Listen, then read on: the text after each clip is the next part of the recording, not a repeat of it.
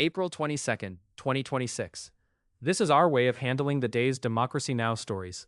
We do not just repeat headlines, we use each story to show where power is actually moving, where official language stops matching reality, and what that means once the headline passes.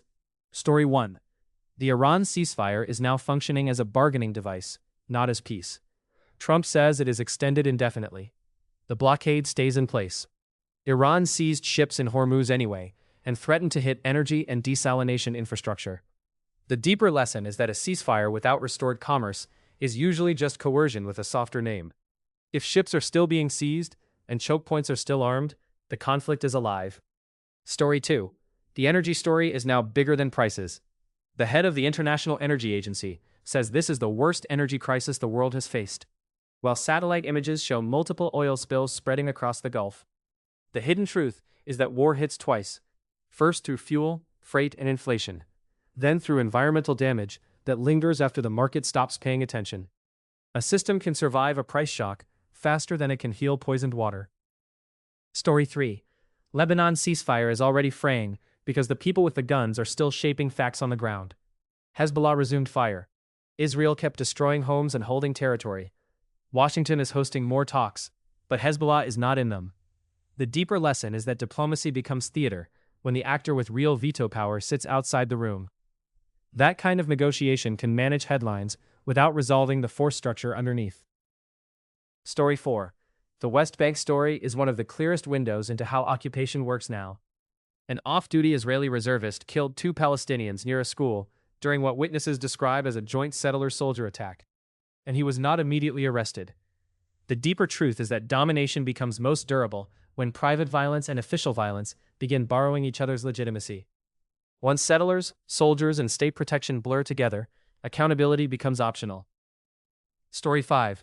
The image of an Israeli soldier smashing a statue of Jesus matters for more than symbolism. It reveals the contempt that can grow inside prolonged occupation. The problem is not only the act itself.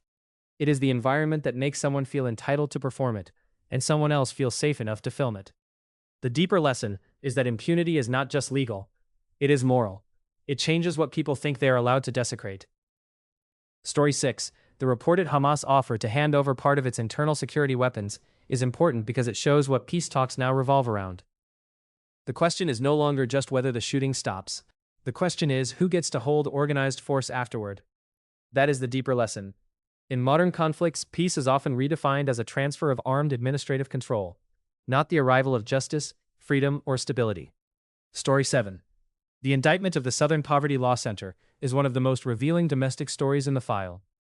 The organization says the informant program was used to monitor violent hate groups and share information with law enforcement. The Justice Department says it was fraud. The deeper lesson is that when political alignment shifts, yesterday's tolerated security method can become today's criminal conspiracy.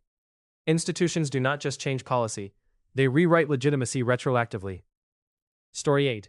The Mexico story matters because it shows how security power and resource power move together. Reports say the U.S. officials killed in the crash were covert CIA agents, while Mexico is also moving toward more fracking, despite earlier promises. The deeper truth is that outside leverage rarely arrives in only one form.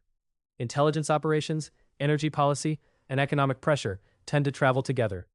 Sovereignty is often weakened through cooperation before it is weakened through force. Story 9. The Homeland Security funding fight reveals what the state chooses to starve and what it chooses to feed. Officials say DHS may run out of payroll money within weeks, even while Republicans are pushing enormous new deficit spending for immigration enforcement. The deeper lesson is that modern government will often tolerate disorder inside the workforce while demanding expansion of the coercive apparatus. Pay becomes negotiable. Enforcement does not. Story 10. The resignation of Sheila Cheerfulis McCormick, the widening sexual misconduct tally in Congress, and the Virginia redistricting fight all point to the same structural truth. Political institutions are becoming more openly instrumental. Rules are used less to protect legitimacy than to preserve advantage, punish weakness, and manage scandal when it becomes too costly to ignore. The deeper lesson is that democratic decay rarely looks like one dramatic collapse. It looks like constant manipulation of maps, norms, and consequences until the public stops expecting fairness at all. The through line today is simple. Systems under stress do not just become harsher. They become more comfortable treating law, diplomacy, energy, territory, and even morality itself as tools to be used, rather than boundaries to be respected. That is the deeper story under today's headlines.